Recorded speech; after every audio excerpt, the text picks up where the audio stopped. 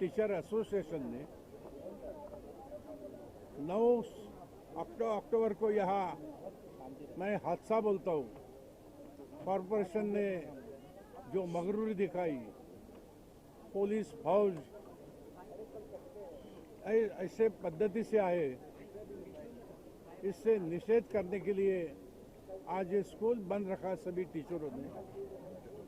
हम यहाँ के सभी लोक प्रतिनिधि उनको बुलाया, उसमें से मुझे भी निमंत्रण था, मैं यहाँ के सपोर्ट के लिए आया हूँ। ये 30 बरस पुराना चल रहा है ये CWC, 4000 यहाँ शिक्षा लेते।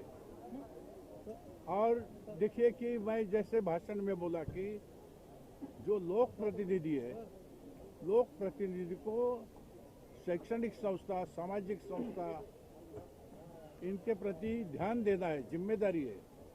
सरकार की रहती है, वैसे लोक प्रतिनिधि की रहती है। लेकिन यहाँ अपने अधिकार का गैर इस्तेमाल करके यहाँ के MLA ने कई झूठी खबरें कॉरपोरेशन को बताई और कॉरपोरेशन ऐसे ढंग से आए कि जैसे कि यहाँ कोई एंटी सोशल एक्टिविटी चलती है। ये कॉरपोरेशन को भी शोभा नहीं देती है, पुलिस दल को भी शोभा नहीं देती है। अगर कॉरपोरेशन को इतनी हिम्मत है, पुलिस को इतनी हिम्मत है, तो असामाजिक तत्व और अनऑथराइज्ड स्ट्रक्चर और अनऑथराइज्ड एक्टिविटी इस क्षेत्र में चलते पूरे मुंबई में, उसको रोकने का काम करे। इतना अधिकार जो आपके पास है तो उसका सही इस्तेमाल कीजिए, ताकि CW जैसी बहुत अच्छी संस्था 4000 विद्यार्थियों को शिक्षा देने का काम गए 30 बरस करती है। ये निषेध मैं करता हूँ इनका, और मैंने इसके बारे में आपसे जो मैं बोलता हूँ मैं लिख के भी दे दिया है कमिश्नर ने, और मैंने एक्शन मांगा है कि जो अधिकारी, जो पुलिस ऐसे विदाउट परमिशन जिन लोगों ने ये संस्था में एंट्री की है उसके ऊपर कार्रवाई करे। अगर ये संस्था के बारे में अगर कोई जांच पड़ताल करनी है तो मैं अजय कौल से और ट्रस्टी से बोला हूँ कि कागजात जो है आपके पास सब कॉरपोरेशन को दिखाइए, वेरिफिकेशन करा के लीजिए। लेकिन आइंदा ऐसा कोई होना नहीं चाहिए। ये बात कॉरपोरेशन और पुलिस डिपार्टमेंट में ध्यान में रखना चाहिए। स्पीकर साहब, मेरा सवाल आपसे है। मैडम लवेकर कहने की भारतीय जनता पार्टी से ताल्लुक रखती है, इससे आपको नहीं लगता है कि भारतीय जनता पार्टी की स्थिति खराब होगी? क्योंकि आप खुद मानते हैं और हर कोई जानता है कि इस तरह की गैर इलीगल एक्टिविटी इस क्षेत्र में बहुत होती है। इसके बावजूद उसको ध्यान में ना रखते हुए एक बहुत बड़ा इंस्टीट्यूट जो कहीं न कहीं हजारों बच्चों को यहाँ से शिक्षा देता है, उसको बंद करने को, उसको बदनाम करने का जो प्रयास हो रहा है, उसके खिलाफ एक एक्शन होनी चाहिए। देखिए,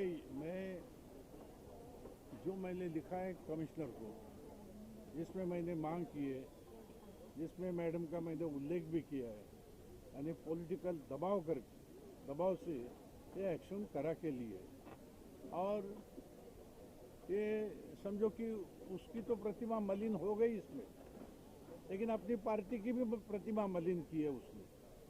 तो ये उनके जो नेता लोग हैं उसको मैंने खत भेजा है, जो खत मैंने कमिश्नर को दिया उसकी कॉपी भेजी है, बोला कि आपके जानकारी के लिए। और मैं ये भी बोला सबको कि आज ये जो निषेध पेरेंट एंड टीचर ने रखा है उस उधर जाके मैं करूँगा।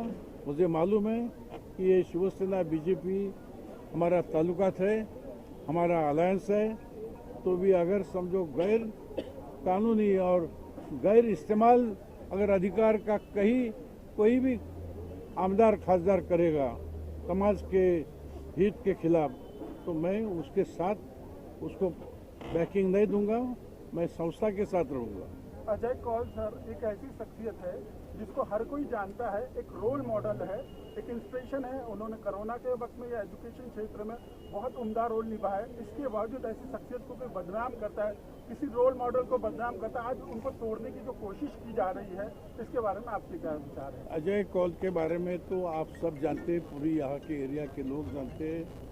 यानी जाति धर्म का कुछ संबंध में हेतु नहीं रखते हुए अजय कौल करते। और जैसे आपने बोला कि कोरोना के समय में यहाँ के जो विद्यार्थी उसकी 2 करोड़ की फी माफ़ी करना, तो मैं समझता हूँ कि मुंबई शहर में एकमात्र ये संस्था रहेगी जिन्होंने इतने औदार्य से काम किया। और ये जानबूझकर अजय कौल को मद्देनजर रखते हुए उनको डैमेज करने का प्लान किसी का अगर रहेगा तो ये नामुमकिन रहेगा। हम जैसे सब पॉलिटिकल पार्टी के लोग, हमारी पूरी शिवसेना अजय कौल के साथ रहेगी, उसके साथ रहते रहे, पार्टिमा देंगे। लवेकर मैडम ने ये डिमांड की है कि इस स्कूल को बीएमसी के सौंप दिया जाए। आपको लगता है बीएमसी अजय सर से अच्छा स्कूल चला सकती है? नहीं, बीएमसी ने बहुत सारे जमीन अच्छे स्कूल को दी है, जिसकी ताकत है चलाने की। स्कूल भी चलाने की ताकत चाहिए, ये चाहिए, तजुर्बा चाहिए। तो ऐसे बहुत स्कूलें हैं मुंबई शहर में जो ज़मीन नहीं ले सकती है, लेकिन ये शिक्षा के लिए आरक्षित किया हुआ भूखंड अच्छे संस्था को दिया जाता है। वैसे ही ले लिया 30 बरस पहले, आजकल की बात नहीं है, ऐसा होने वाला नहीं है। क्या चलाएगी म्यूनसिपाल्टी? म्यूनसिपाल्टी के पास आज आरजीपीजी के इतने भूखंड है, रिक्रिएशन ग्राउंड और प्ले ग्राउंड, बहुत पैसा है, 52,000 करोड़ का बजट है बीएमसी के पास। लेकिन तो भी ये आरक्षित भूखंड, शिक्षा का तो छोड़ो, लेकिन आरजीपीजी का भूखंड आज उसका डेवलपमेंट कर नहीं पाती है म्यूनसिपाल्टी। किसी को कुछ पूछना है? अजय सर के साथ आइए ना। दौरान बहुत ही भावनात्मक हो गए, बहुत ही इमोशनल हो गए। क्या आपको लगता है कि आप इतने वीक हैं कि आपको इतना इमोशनल होने की जरूरत पड़ी? हजारों लोग आपके सपोर्ट में, ऐसी कौन सी बात है जो आपके दिल को छू गई और बहुत दुख पहुंचाई आपको? देखिए, ऐसा है ना कि इंसान, जैसे मैंने कहा कि ये स्कूल की बिल्डिंग प्लान के मुताबिक बनी है और 40 साल या 30 साल पुरानी बिल्डिंग जब बनी है तो यकीनन अगर कोई इसमें माइनर चेंजेस होंगे या कोई प्लान के मुताबिक कोई चीज़ ये हटाई गई होगी यहाँ से वहाँ, तो उसका हम लोग या तो पेनल्टी भरेंगे जो बीएमसी के रूल्स में है, उसको रेगुलराइज करने की कोशिश करेंगे। और अगर बीएमसी ने ये कहा कि भाई ये नियम में नहीं बैठता है, इसका डिमोलिशन होना चाहिए, तो यकीनन जो चीज़ें रूल्स में नहीं होगी तो हम रूल्स के खिलाफ जाके तो कुछ काम नहीं करेंगे। यकीनन वो जो भी हमें कहेंगे ये नियम के बाहर है, उसका हम डिमोलिशन खुद करेंगे। दुख उस बात का नहीं है, या जितने एजुकेशनल इंस्टीट्यूशन पे उन्होंने इल्ज़ाम लगाए उसका भी मुझे दुख नहीं है, क्योंकि पिछले 42 सालों से BMC, state government, education department लगातार स्कूल के इंस्पेक्शन के लिए आता है और इंस्पेक्शन साल में 2 बार होता है, 6-6 महीने में इंस्पेक्शन होता है। उसी प्रकार से जब हम लोग बिल्डिंग प्रपोजल में हम लोगों ने सीसी के लिए अप्लाई किया तो उसके लिए, या आईओडी पास होती है उसके लिए बीएमसी अधिकारी आके बिल्डिंग का इंस्पेक्शन करते हैं। अभी वो कहते हैं कि ओसी नहीं ली गई है, तो अगर आप ऑनलाइन पे जाएंगे तो आप देखेंगे कि ओसी के लिए हमने ऑलरेडी अप्लाई किया है, लेकिन ओसी के कंप्लायंसेस इतने 30-32 होते हैं कि वो हमें कंप्लायंसेस पूरे करने पड़ते हैं। अभी 1-2 जो एनओसीज हैं वो आने के बाद हमें ओसी मिल जाएगी।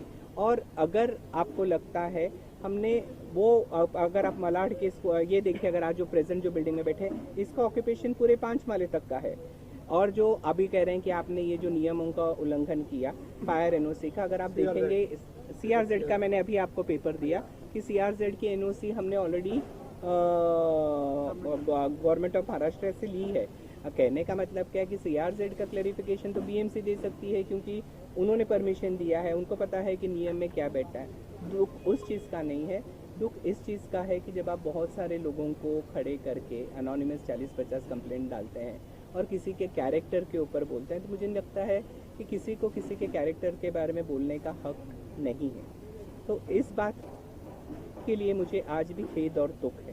सर, और एक चीज़ आपसे जानना चाहूँगा, इस सब की शुरुआत कब हुई उस बारे में कुछ बताइए हमें, क्योंकि हमने देखा है कि कुछ प्रेस कॉन्फ्रेंसेस आपने भारती जी के साथ भी किए हैं पास्ट में, तो अगर थोड़ा सा बताएं हमें। कई सारे कार्यक्रम में वो जुड़ी भी रही है। हमारी honourable MLA doctor Bharti Lavekar ji के साथ मेरे बहुत अच्छे संबंध रहे हैं। 2018 तक उन्होंने 2 बार मुझे honourable deputy chief minister government of Maharashtra Shri Devendra Fadnavis ji के हाथों अवार्ड 2 बार दिया। वो जब चीफ मिनिस्टर थे उस वक्त भी उन्होंने मुझे 2 साल लगातार अवार्ड दिया। एक बार उन्होंने मेरे पास उनका सर्टिफिकेट है जो उन्होंने साइन किया है। तो एक है कि उन्होंने मेरे एजुकेशन फील्ड में काम करने के लिए मुझे अवार्ड दिया उनके हाथों से, और दूसरी बार मेरे सामाजिक कार्यों के लिए मुझे अवार्ड दिया गया। ये लगातार 2 साल उन्होंने मुझे अवार्ड दिया। अब मुझे नहीं मालूम है कि 2019 तक तो हम बहुत अच्छे थे, क्योंकि मेरा ये मानना है कि अगर आप किसी को अवार्ड देते हैं, या मुझे जैसे महाराष्ट्र शासन ने 2002-03 में बेस्ट टीचर अवार्ड दिया, तो मेरी पूरी पुलिस वेरिफिकेशन हुई, या जो भी उनके प्रोसीजर है उन्होंने वेरिफिकेशन करके मुझे अवार्ड दिया। अब मुझे नहीं लगता है कि ये 4 सालों में मेरा कैरेक्टर इस बुढ़ापे में 65 ईयर्स के कैसे ख़राब हुआ, या ऐसी कौन सी इलीगैलिटी स्कूलों में नज़र आई जो 40 साल तक किसी को नज़र नहीं आई। सर, उनका ये कहना है कि कंप्लेन का ये कहना है कि सर एक्चुअल जो आपका सरकार के साथ एग्रीमेंट हुआ था उसमें 10 रुपीज़ ईयरली आपको फीस वसूल करना चाहिए। Now you are charging 70,000 to 1 lakh rupees. That is what is the point of contention. Once you say please read the agreement, I am supposed to admit 10% of the students recommended by the municipal corporation. It is not 10% fees. It is students which are recommended by the municipal corporation, that is 10%. And as per the Maharashtra State Act and as per the Supreme Court orders, any educational institution, my fees is the most meager fees in this present institution as far as the locality is concerned, because I am catering to the underprivileged class of the society. As far as you are talking about CBSE schools, CBSE school has its training, its syllabus, its curriculum, its teaching aids, its smart board. So the fees are charged, and that is also permissible as per the Supreme Court orders. Sir, also कहा जा रहा है कि 1 rupees lease पे लिया गया था, उस बारे में अगर सर कुछ क्लियर। मैंने ऑलरेडी ये बात को बहुत डिटेल में क्लियर किया है कि 1 रुपी प्लॉट नहीं था। जब मेरे को सैंक्शन किया गया था उसकी रेट्स लगाए गए थे 300 रुपीज़ पर स्क्वायर मीटर, और चैरिटेबल ट्रस्ट होने के नाते उसका 10% उन्होंने कैलकुलेट किया। कैलकुलेशन के मुताबिक वो होता था 90,000, और 1,78,000 2 साल का ग्राउंड रेंट मैंने सिक्योरिटी डिपॉजिट बीएमसी को भरा। उसके बाद क्योंकि ये 2 प्लॉट 1035 और बाजू का प्लॉट इक्वली दिया गया था, तो हमको दोनों इंस्टीट्यूशन को 1 रुपया चार्ज किया गया था।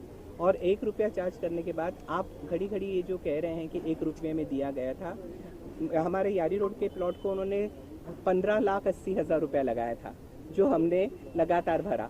बलाड के प्लॉट को उन्होंने 2,80,000 रुपीज़ लगाया, जो आज हर साल हम भर रहे हैं।